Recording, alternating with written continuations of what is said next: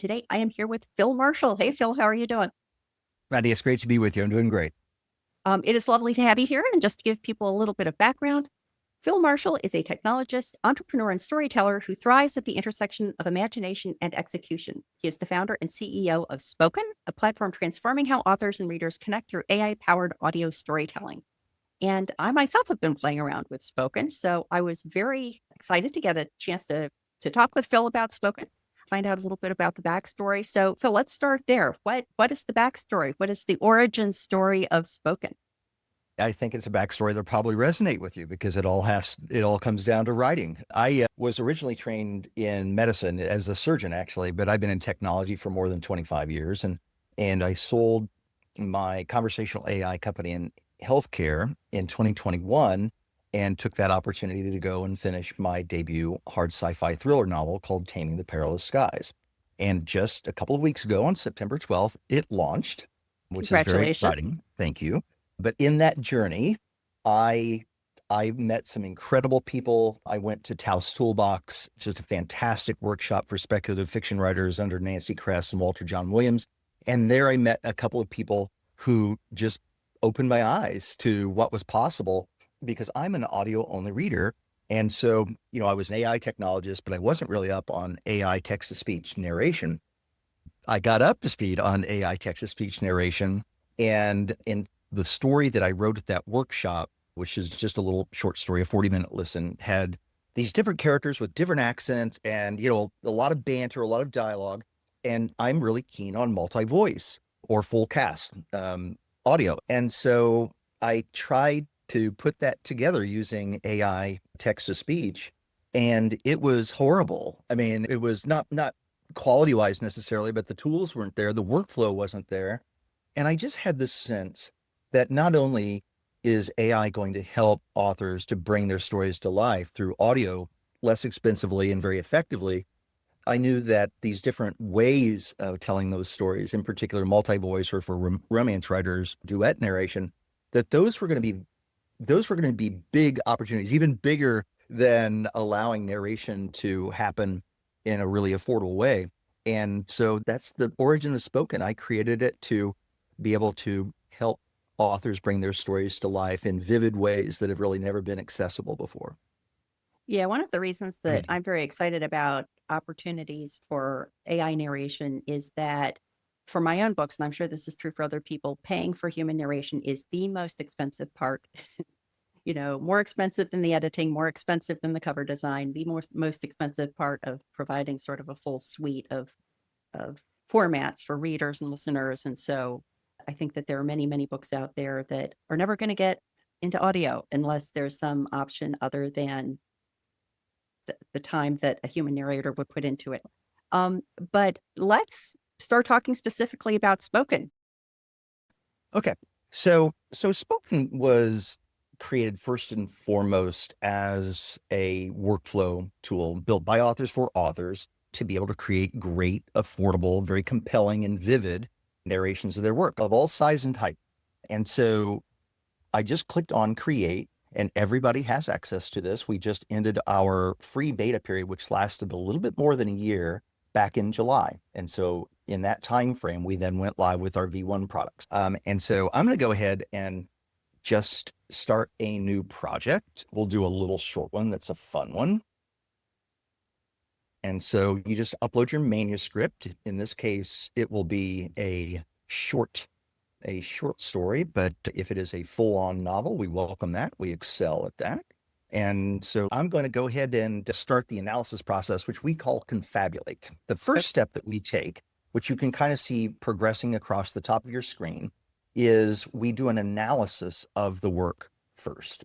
And so what's happening behind the scenes now, and we would do this for every single one of your chapters automatically, and then we roll all of these analyses up to an overall Uber analysis. And this is not just simple things like you're seeing there, which is genre and it's narrative prose and, and then we're going to roll in a summary as well.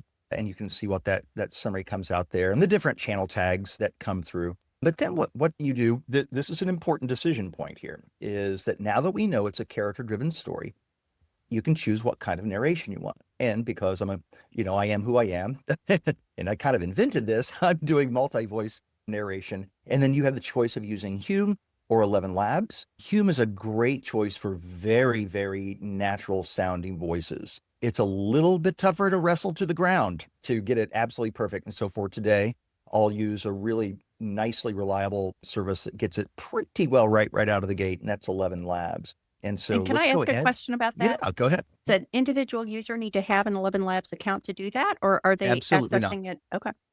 Yep, you're just accessing everything through Spoken, and we handle everything. In fact, if you choose voice actors as your voices for your characters or for your narrator, then those voice actors get paid for every use of this from us through 11 Labs to those voice actors.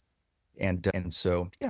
So let's go ahead, and now we'll just go ahead and do the big work here. So what's happening now is that we are analyzing every aspect of this story, and we're doing so to do a few fancy things.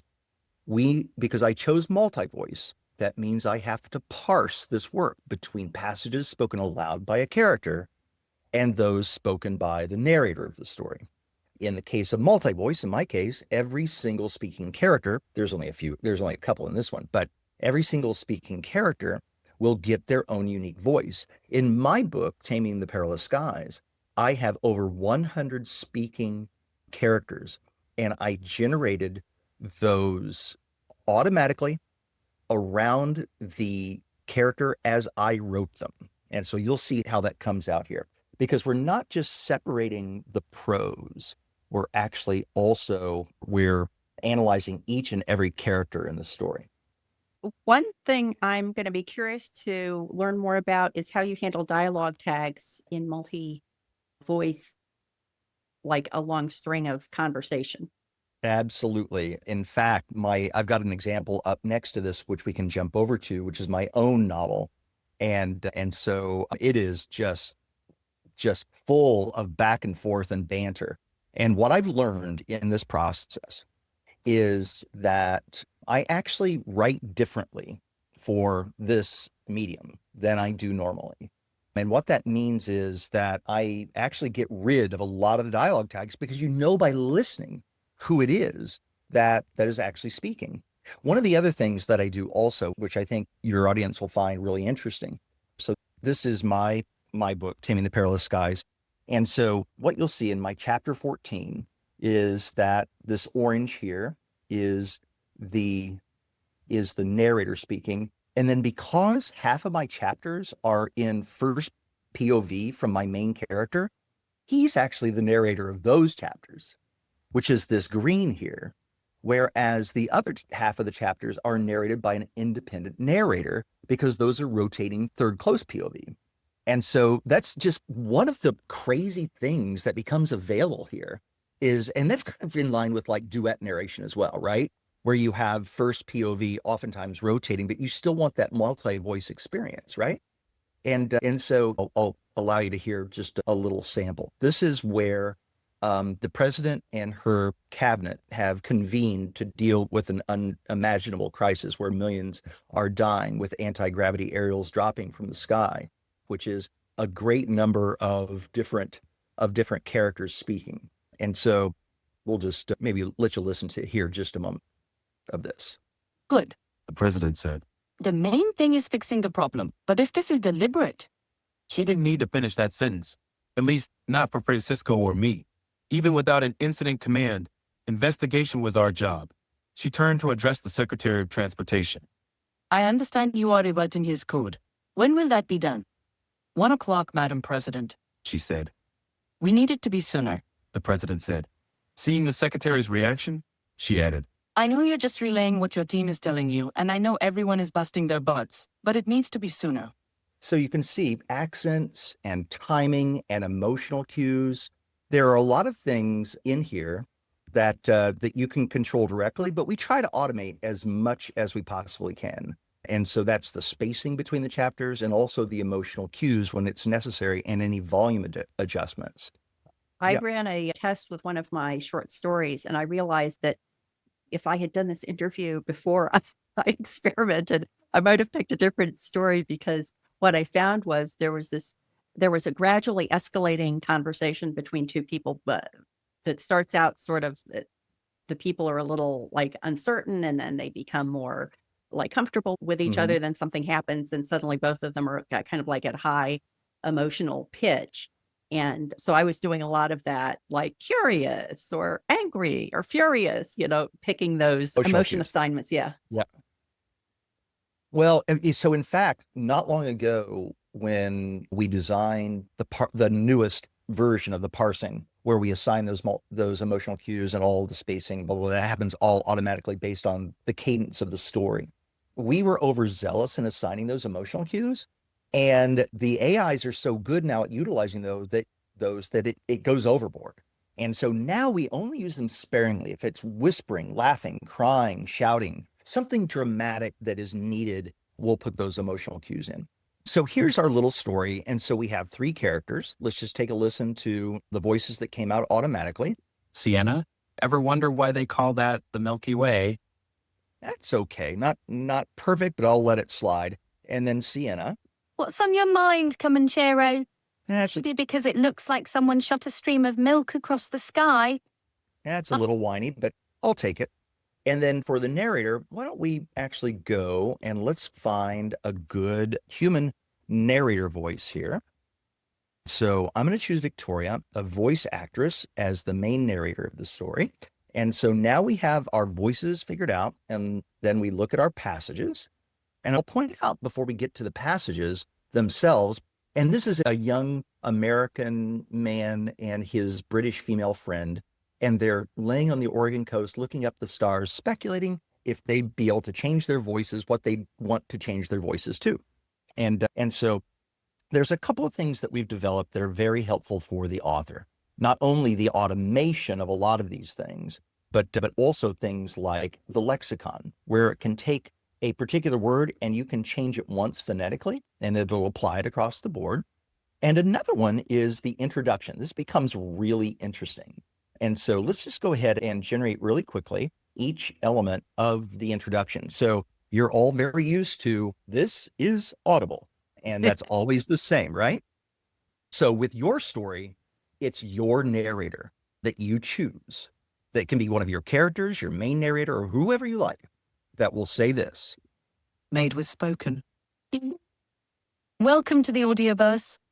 By Philip Marshall. Digital narration performed by multiple digital voices. So it's your narrator that does that, which is just a very personalized experience. That is nice. Yeah. And so we'll just go ahead and narrate this. Let's talk a little bit about this sort of experience here. So the pricing for the normal narration, this, just as a demonstration, I'm not a subscriber. And so it's $10 per every 5,000 word block. You do only pay when you go in to narrate, and it's $5 per every 5,000 word block if you're a subscriber, which is only $50 every month. So if you do enough volume, which is 50,000 words in a month, you're well justified in subscribing so that you get half off the narration cost. And so that's just a very solid, hard and true known cost. And if you just did the math in your head, what you'll kind of realize is for a 100,000 word novel, if you're a subscriber, that's $100. And I don't care if that's single narrator, duet narration, or multi-voice. It is still going to be $100. And so it's kind of a whole new world, Yeah, for sure. I had a couple of questions while I was thinking about that. So I don't think that I would ever have more than 3 or maybe 4 people talking in a scene, very rarely. Like it would usually be 2 or 3, either, just one person or 2 or 3 people. And so I'm thinking about the story that I was playing around with. I would probably redo that to be multicast, and I would take out all the tags on the assumption that I don't really mind if there's that disconnect between the written version and the audio version. In fact, I just had a episode of the Indy Author Podcast with Cindy Gunderson, who is an audiobook narrator. And one of the things we talked about was dialogue tags and how dialogue tags are sort of important in writing. Well, my position was sometimes they're important in writing. This is episode 307, Crafting Stories for the Ear. And my argument was that it was it was helpful in written dialogue, because if you're just scanning it with your eye, you lose track of who's talking. But that if, as you're illustrating here, the voices are sufficiently differentiated, especially if there are only 2 or maybe 3 people, then I think I would just go in and edit out all the dialogue tags, which I believe is very possible in the spoken tool. You just go in and you make whatever change you want in the text that's displaying. Do I recall that correctly? That's right. Yeah, you can delete any of these passages, like right there, as Derek said, and you just hit that there and confirm if you want to delete that. I will say that while you have caught on to something very sophisticated as a new user of these kinds of tools that give you that level of discretion and control, the truth is that for me and my work, right? I mean, I load the manuscript in, it's the same thing that went into print, and so it's got all the dialogue tags. I make a game day decision about every single one, because the truth is that it's still helpful, I would say about 2/3 of the time in my experience for my work, that I actually retain them. And so it's something that you just kind of get into the flow of, and it depends on your work. But of course, you want your reader to do the least amount of work necessary, right? That's the main thing. The other question that popped into my head is, if someone is doing a series and, well, I'll ask a double-barreled question. One is, how good is spoken at correctly identifying the speaker in a long string of dialogue? And the second part of it is, if you're doing a series and you always want, let's say, your protagonist to have the same voice, is that easy to achieve? Yes, that is easy to achieve. And so here, for example, in this one, I mean, just glancing down through it, I don't see a single error in attribution of character. Let's take just a quick listen to it and see how it did. And then we will go back into that topic, because I've got a good example for you. Okay. Derek said, he loved such. Sienna? Derek said, breaking their long silence as they stared upward at the stars. Sienna took in and let out a long, wistful breath. What's on your mind, Comanchero? With the Oregon surf rolling one gentle crash over another in the background, Derek felt certain that lying there pondering the vastness of the universe next to his best friend was about as perfect as anything could be. Okay. So they're speculating about changing their voices. And so the fun thing here is that, Sienna's British, but she says, I would say things in an American accent like this stuff here. And let's see how she did just out of the gate. I'd say things in an American accent like, I'm going down the road a piece to gnaw on some bison jerky and then shoot me some tin cans with my 22. Well, I'd say that is not how I want that.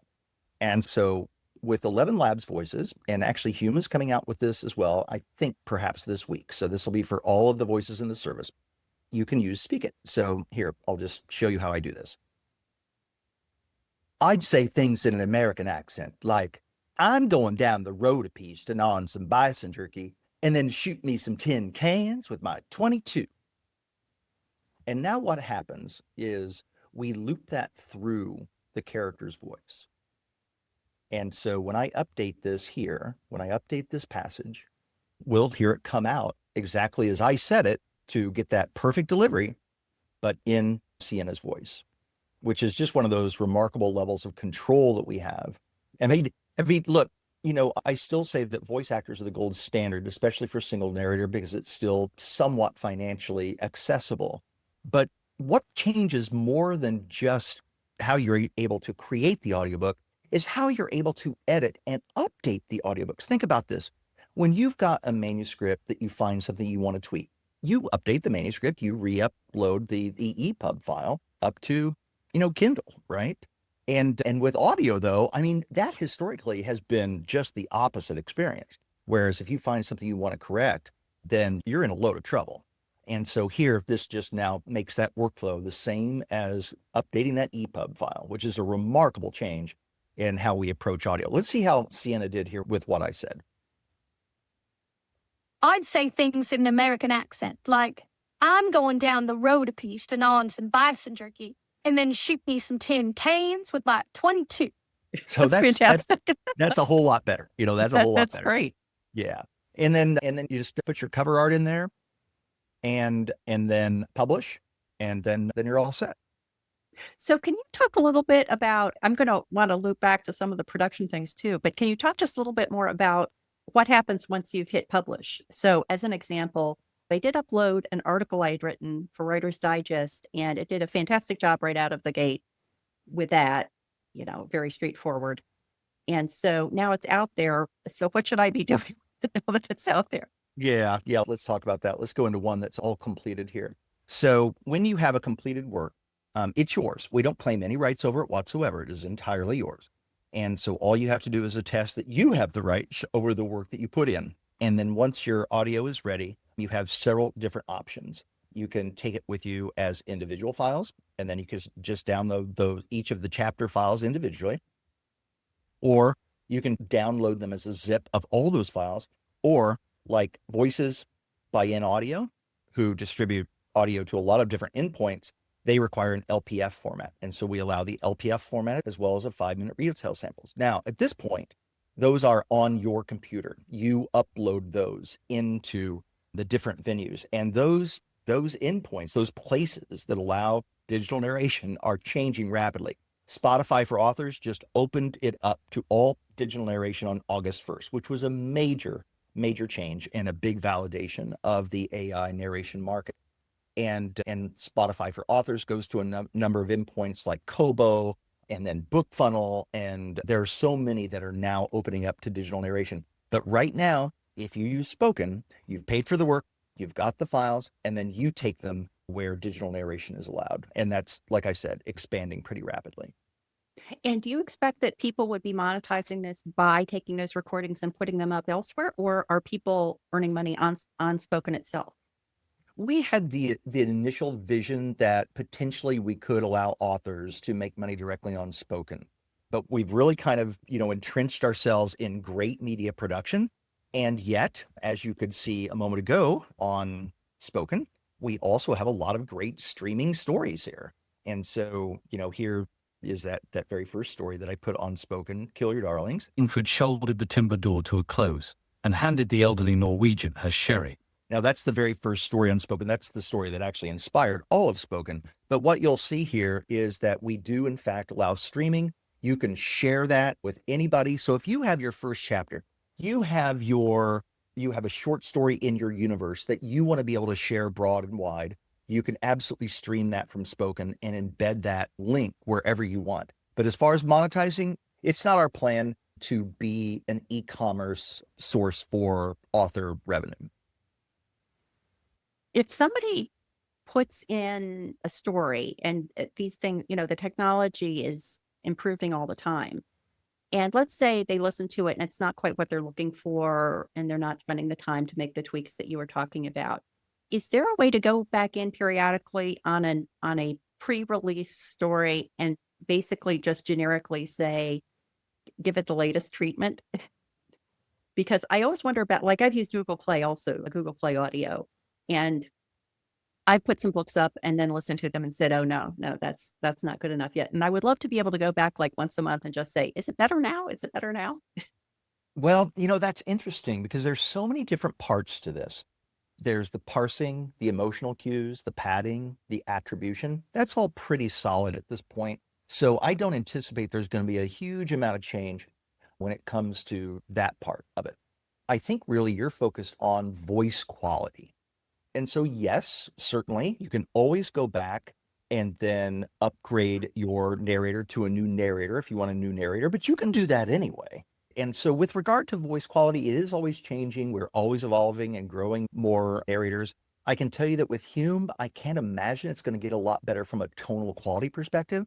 It is going to get a lot better from a contextual awareness standpoint, and we're working with Hume very strategically on that point. But as far as voice quality, I mean, it's really just stellar.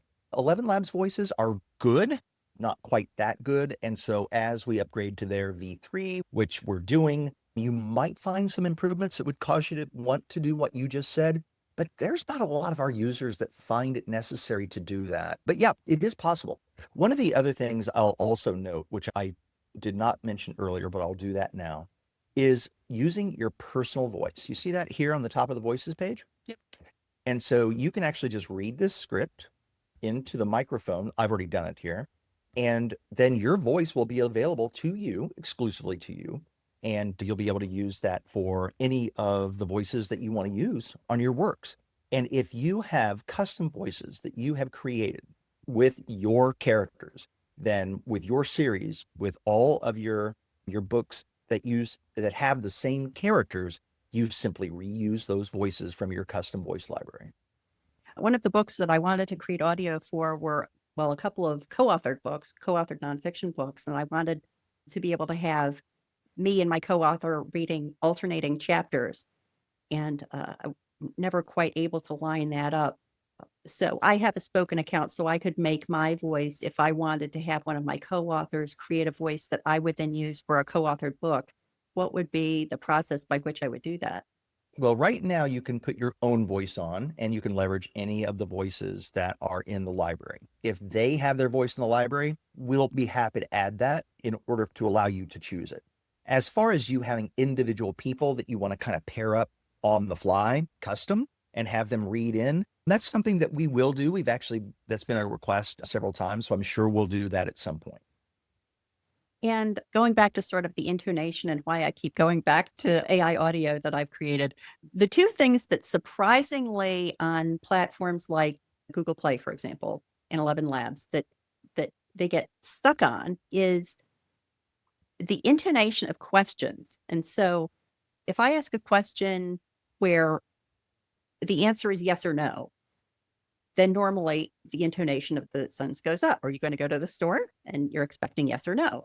Whereas if the question is, what store are you going to? The intonation usually goes down at the end. And so far, I have not found that the AI voices do a good job of that, which is bad because the first sentence in one of my nonfiction books is a question. It gets it wrong right away. And I'm like, okay, Yeah. well, maybe not. So I don't usually have that problem as much anymore. And so, but when you do, I just wanted to find one here, and you can see on my screen here. Yep. That with this particular question where Francisco says, you think this is deliberate? I clearly had a little bit of issue with him delivering that correctly. And so I put in the emotional cue of curious. And so then, You think this is deliberate? so now it comes out just right. But you can see a lot of questions up here that don't have any sort of emotional guidance. It's because it just did it right. Oh, can With I a ask lot- a question? Because Yep. I see one of the about 5 from the bottom. It says, how confident are you that things will get back online? That's the kind of question I would expect the intonation to go down on. How confident are you that this will get things back online? Right? Exactly. Right? Like that would go down. Well, let's see how it did. How confident are you that this will get things back online? So that's a little bit of an uptick, but still acceptable, I would say, Mhm. as far as how Yeah. that would be delivered. But you know what you do? If you don't want it to go up, you just want it to be down, change that question mark to a period. Yeah, that makes sense. That's all you have to do. And how do you find the two words that unfortunately for authors, the other platforms I've experimented with often get wrong are read and read and content and content. How Yeah, so often do you find that the AI is getting that right or wrong? it doesn't get it wrong much at all anymore. So yeah, oh God, read, right? And just respelling it RED or REED, right? And sometimes you just have to do that still. But as far as read and read goes, I have not run into that in probably 6 months. Okay. Yeah, so it's definitely better there. I will tell you though, and Hume, if you're listening, I've got a bone to pick in our standing meeting on Tuesday. I'm going to bring this up. I have characters that are sort of urgently figuring out some things, and they're using galactic coordinates, latitude and longitude. And so I had a voice today that could not say the word longitude. It could not say it. It would not say it. It will not say it. It says longitude, and I don't care what you do, it says longitude. And so I finally wrestled that one to the ground. But sometimes they're a little squirrely. Yeah, it's always surprising. Some of the things that I think that's certainly going to get wrong, it gets right. And I'm thinking, how does it do that and not get content and content? You would mention. You know what? I'm going to share. I'd like to share something with you real quickly, Sure. because this is just funny. So I was talking with the good folks at Hume, and I brought this example up, and it's in chapter 3. It's at the end. And this is Beppe, who's in Milan. He's Italian, an older Italian man who is the caretaker of the largest anti-gravity sculpture in the world, a large umbrella. And at the end of this scene, he sings. Okay. And so here he said, then began singing to himself, right? Yep. Okay. He said, then began singing to himself. Ma Milan è un gran Milan. As he tucked his notebook away, keeping his eye on the glimmering La Madonnina, he prepared to tap his crucifix. So when I brought that up to Hume, they didn't know it could do that. Really? That's crazy. And they didn't know that because they're not constantly passing in the different emotional cues. When it's laughing, crying, shouting, whispering, singing, something dramatic, we always put the emotional cue in there automatically, or you can add it manually, as you saw a moment ago.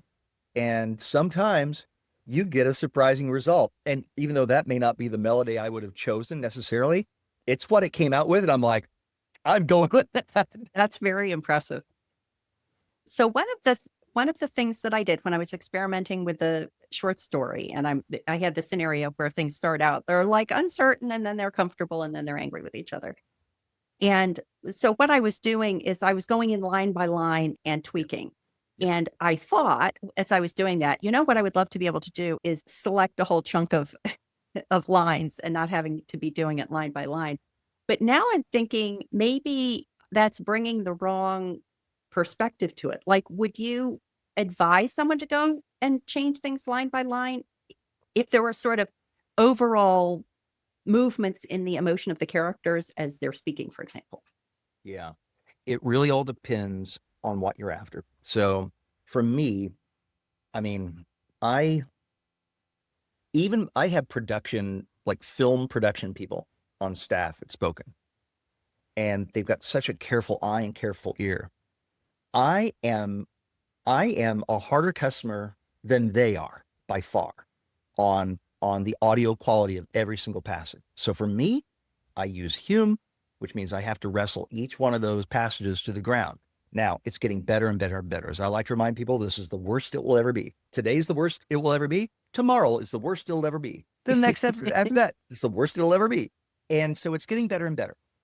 If you're after just solid delivery of a story, 11 Labs delivers a nice end result out of the gate without the requirement of a whole lot of proofing, especially if you're doing single narrator or you're doing dual narrator where each chapter just has single narrator. It's basically the same as single narrator. And so it comes out of the box without a whole lot of need for proofing. But for me, even the V3 voices for a lot of my characters aren't quite as emotive, aren't quite as natural sounding as I'm after. And so it really all comes down to what you're after. If you want a nice delivery where most every reader is going to be happy with it, then what you might choose is single or dual narration or even multi-voice with 11 Labs. You're going to have to do some proofing, but with 11 Labs, they have better narrative context. They have better narrative cohesion because we send in the passage before and this passage after. It knows with every passage the context. Hume is more difficult, but it's also a bit more emotive. It really all depends on what you're after. But yes, it sounds like you and me might be similar, that we're doing every single one. We actually just changed the workflow where you can go and you can just mark, if you know you have 8 passages that need to be re-narrated, you just mark them and then you can just do them all at once. Oh, that's great. Yeah, that would be a big time savings. And you had mentioned a couple of times about the differences between working with Hume and 11 Labs. Can you just give, maybe illustrate what you were just saying with an example of what that process would look like if you were using Hume, for example, which sounds like it's a little bit more hands-on? Yeah, the tool's the same. So you have all the same capabilities. That Speak It example where I spoke into the microphone for a particular passage, Hume is coming out with that. They historically have not had that. And so 11 Labs had it and Hume didn't. So that was one difference, but that difference is going away now that Hume's bringing that to market. So as far as the tool goes, it's really the same. And so if, want just a kind of nice, solid, tried and true, don't have to do a lot of proofing, then I think 11 Labs is a great choice. If you want more emotive, just natural sounding, and the way I talk about Taming the Perilous Skies, my novel, when it comes out on Thanksgiving or on Thanksgiving weekend, it's not just good. It's Dungeon Crawler Carl. It's Project Hail Mary. And I'm not kidding about that. And Impressive. so, yeah, so it's going to really blow people away. But right now where we are is it still takes me massaging a lot of those passages and wrestling to the ground like longitude, longitude, longitude. No, that's not, it's not longitude. Yeah. Well, I do think it would be useful for people who want to experiment with spoken to do it with a short piece of work, because then that gives you a sense. Like, I would have hated to load a 90,000 word novel into it and then start going through it line by line without fully understanding what I was getting into. Yeah. Matty, you bring up a really good point. We're actually changing a couple things. So first of all, every user gets the first 5,000 words free. And so if you want to put in something less than 5,000 words to play with, then you can do so free. There's also something in Studio at the very front page that says, do you want to clone a sandbox story to play around and become familiar with it? It's that same story, Welcome to the Audioverse, you just heard a moment ago, and it'll clone it right into your account. You can play with the characters, you can re-narrate it, and because you have 5,000 words free, it's really easy to get familiar with it. The next thing that we're going to do, though, is we're going to change a little bit of the timing on where the end user is going to pay for their project so that they can, in fact, become more familiar. They can get their work to where they want it before we're hitting them up for the payment. So that's going to change as well. And so yeah, a lot of things to change just to make it easier, right? Because sometimes we're the biggest problem. We get in our own way, so we need to get out of our way. Yeah, I think that idea of giving people an opportunity to play around with it is going to be vital for new users, because I might have just missed it in the UI, but I don't recall seeing the do you want to pick humor, do you want to pick 11 Labs option when I was doing it.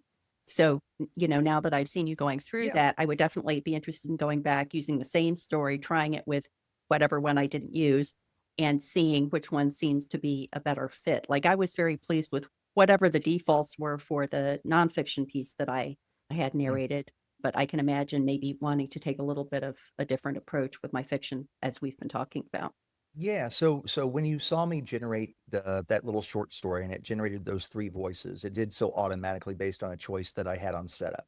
Mm. You don't have to have it generate those voices automatically. In fact, a lot of our end users, they want to choose voice actor voices for their characters. And so for any given character, you could just go in and we generate a prompt that describes the exact voice that the system thinks would be perfect, but you can edit it and change it. Now, what we do then is we bring up all those voice actor voices that match best that criteria.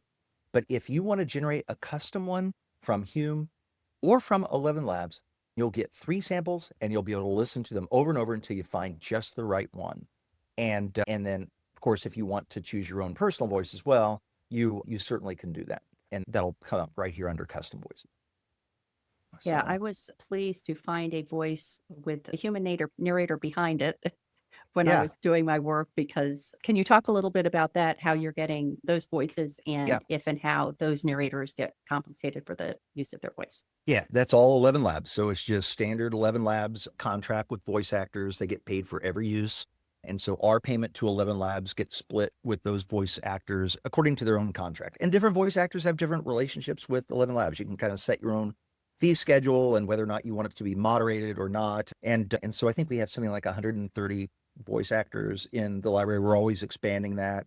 We actually have relationships with some of them, like Simon Patrick and his daughter, that are, I think, his daughter's number 1 on 11 Labs, like number 1 voice. And I think he's number 6. And we have both of them. A little Yeah, competition there.